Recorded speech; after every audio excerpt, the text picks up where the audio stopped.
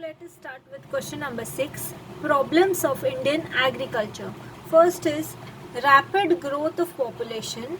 The increasing pressure of the rapid growth of population on the limited supply of cultivable land, that is, limited supply of cultivable land has resulted in subdivision of land holdings and unfavorable land-man ratio.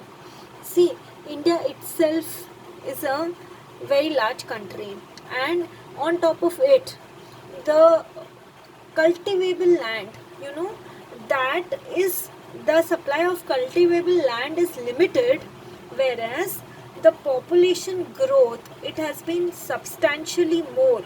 So a particular piece of land, for how many human beings, that the number of human beings have increased, so that is an unfavorable land man ratio.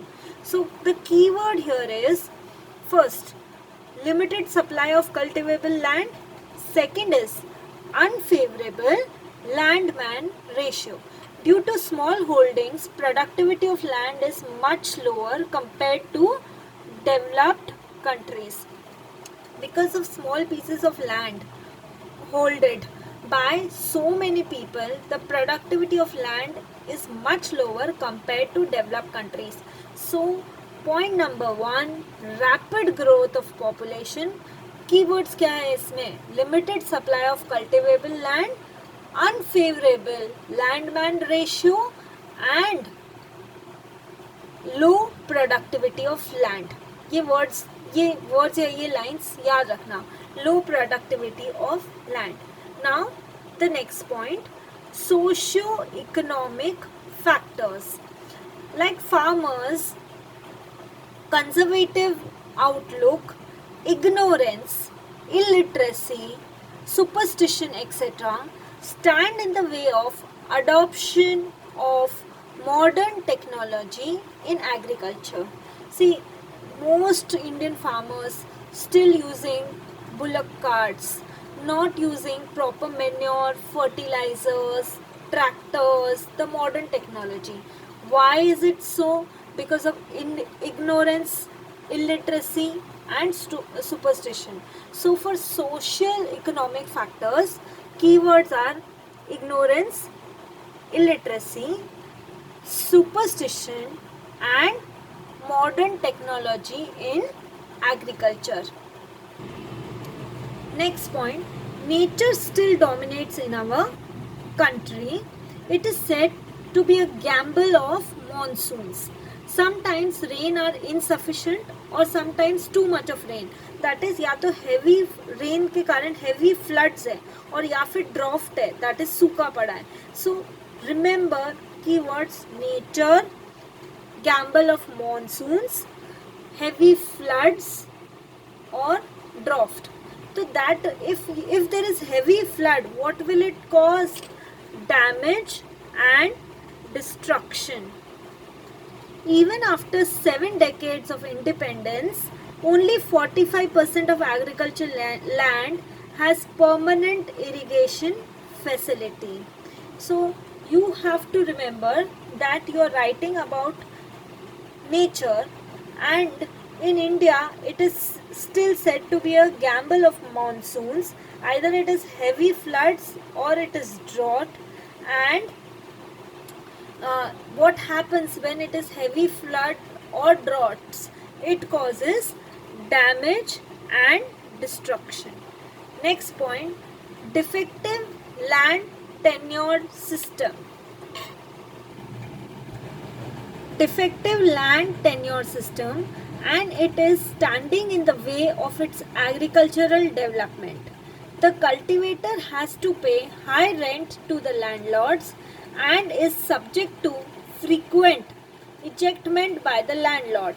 That is, landlord means who's the owner of that piece of land, and high rent has to be paid to landlords. Okay, and they even raise that amount of rent, that is ejectment by the landlord.